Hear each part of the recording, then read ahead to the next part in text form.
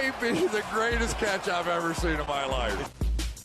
Okay, guys, I really need to put the disclaimer in here that the season just started. Okay, so I understand a lot of people looking at these 2021 statistics may start getting worried about some of their early round draft picks, and simply, they just don't need to be. When the sample size is this small, it really doesn't indicate that much going forward. What is actually so much more important going forward is what we thought of these players coming into fantasy baseball drafts. Now, this doesn't matter if these players have an average that's hovering under 200, over 400. It doesn't matter what side of the extreme these players are on. Now, of course, you would prefer seeing the guy that you drafted be on that extreme where he's an outlier in a great way. He's an outlier in that he is just coming through with nonstop production, but you don't have that every single time. And just because you don't have that every single time doesn't mean that one of these players won't have a hot stretch halfway through the year where you then start to get those type of numbers and the overall season long numbers begin to balance out.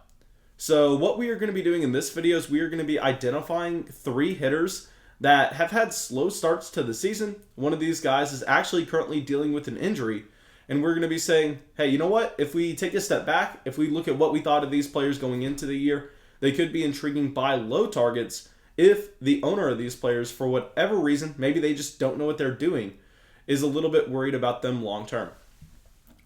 Okay, so now our first player we're going to be talking about was the second shortstop drafted in high stakes leagues this year. This is going to be Trea Turner.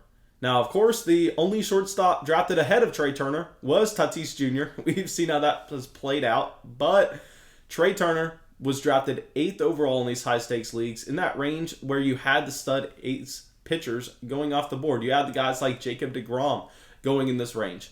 Now, he is only 27 years old, playing for Washington. And y'all know what I really like to do with these players is, instead of looking back at 2020, I like to go back to the last full season that we had of them, because 2020, small sample, weird variables, so many things changing, where the majority of the time I prefer to go back to 2019. But in the case of Trea Turner, I just want to bring up 2018 real quick, and I understand that y'all are probably annoyed with this because it was so long ago, but it was an unreal season where he actually saw 664 at-bats, 43 stolen bases, and he was only 24 years old here. So you're not going to expect the average, the on-base percentage, the slugging to be sky high, and it wasn't. It was only down there at 271, 344, 416. But as you see the career arc go for Trea Turner, naturally you would expect him to be able to improve across the board in his hitting categories.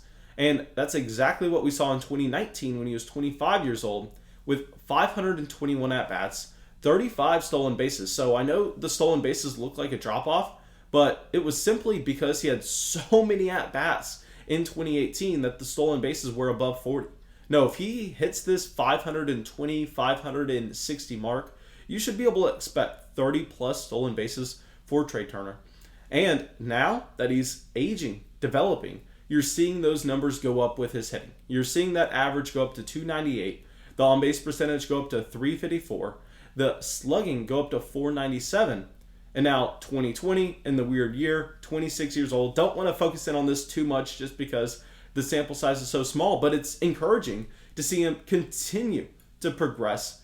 In only 233 at-bats, he had a 335 average, a 394 on-base percentage, a 588 slugging, and 12 stolen bases. So now going into his age 27 year, we go, okay, Trea Turner has been elite previously. He's been elite over the past 2 seasons. We have a large sample going. We know what this player is, and now he is stepping into his prime. So everything points towards Trea Turner being an elite fantasy baseball asset, regardless of the position he plays in 2021.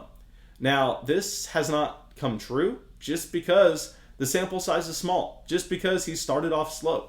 Now, Trea Turner even has less at-bats than a lot of other players in the league so far, with only 19 at-bats. His batting average is sitting at 211. His on-base percentage is 286. He has a high slugging because in those 19 at-bats, he's actually been able to generate 2 home runs. So slugging's up there at 579. Also, no stolen bases so far, but he's had 19 at-bats, 2 of those at-bats were home runs. What are y'all expecting here? So please, guys, if for whatever reason you could literally just get a 10% discount on Trea Turner, that's going to be something that I would love to do. Okay, so let's keep it in the middle infield, and this time let's go over to Atlanta, and let's talk about Ozzie Albies, who clearly has had a rough start to 2021, a 24-year-old second baseman, and what I will say here is he was going 35th overall in fantasy baseball drafts in high-stakes leagues this year, and he was the top second baseman in drafts, and there were a ton of signs pointing to this being a solid pick. I mean, first off, he's batting behind Acuna. We understand that's a great spot to be in the lineup because Acuna should get on base very often. He has the speed to get to the plate as well. So Ozzie has a ton of potential to generate RBIs even at the top of the lineup. Now, we're also going through some of these stats. Okay, so in 2019, at only 22 years old, this is the number one season that I'm going to be wanting to look at because, of course, you can look at 2020, but it's a small sample. We would prefer to look at that entire year where everybody knew what was going to be going on in Major League Baseball. There were no weird variables anywhere. And in this season, you actually had 640 at-bats, a 295 average, a 352 on-base percentage, a 500 slugging, and 15 stolen bases. Now, keep in mind, this is at 22 years old. Naturally, you're going to expect him to continue to progress. He's playing in a good lineup. And yes, in 2020, he sees a step back, but it's only with 118 at-bats. That is nothing compared to his 2019 season. So you can pretty much ignore the fact that he had a dip in average on base percentage as well as slugging, just because we have the larger, more reliable sample to fall back on. And speaking of small samples, let's get to 2021. Let's speak to what he's done this year. And he's had 31 at-bats. And in those 31 at-bats, he has a batting average down there at 129, an on-base percentage at 156, a slugging under 200. So possibly this is a case where the owner of Albies is coming out and going, you know what, he was bad in 2020, he was bad in 2021. Let's just see what kind of value I could get for him.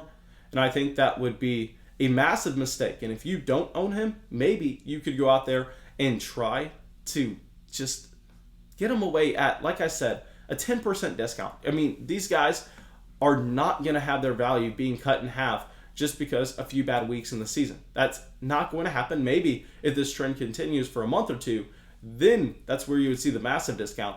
But no, everybody is pretty much expecting these guys to bounce back, at least everybody that knows what they're doing. So the discount's going to be small, but any discount is a great one. Okay, so now let's go over to someone dealing with a hamstring injury. Not too serious, though.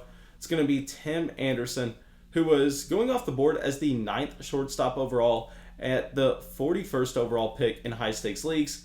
Now, obviously, in a great spot. You want to have hitters in that Chicago White Sox lineup. And also, only 27 years old, stepping into his prime, like we were talking about with Trea Turner. And now we go through some of these stats. Let's go to 2019, where we have that large sample. 498 at-bats, a 335 average, a 357 on-base percentage, a 508 slugging with 17 stolen bases. So every category you're looking at here was great with Tim Anderson. And I want to point out the fact that he was only 25 years old in this season. So you would continue to expect him to progress. And in 2020, he came out here with 208 at-bats, a 322 average, a 357 on-base percentage, and a 529 slugging. Now, I will point out, guys, 2020, small sample, but still, it's always encouraging, at the very least, to see a player make that jump, even if it's not a jump from the previous year. It's a jump in the projections that you're going to have him going forward because you've seen it consistently season to season. Then in 2021, this is where nothing really has happened. He's only had 15 at-bats because of the hamstring injury, only batting at a 200 clip with a 400 slugging. Now, I want to let everyone know this hamstring injury is nothing you really need to worry about long term. And because of the slow start compounding with the injury, I think that Tim Anderson is actually probably the player that you can get the biggest discount on, because by the time he's coming back from this injury, people are going to be looking back and just going to be going, okay, he had a slow start to begin with. Do we need to worry about him getting re-injured? And maybe this is a player that you can get a 15% discount on. Maybe you wanted to draft him in the 3rd round, yet he wasn't there for you, so instead you had to take a different shortstop in the 4th round. maybe you can just go through and make that switch now that a small window of opportunity has opened up. Okay, now thank you guys. I really hope y'all enjoyed this video. I really hope y'all got something from it. Of course, if y'all did, go down there, drop a like, leave a comment, subscribe to the channel. It helps us out a ton. And I will see y'all with the video tomorrow.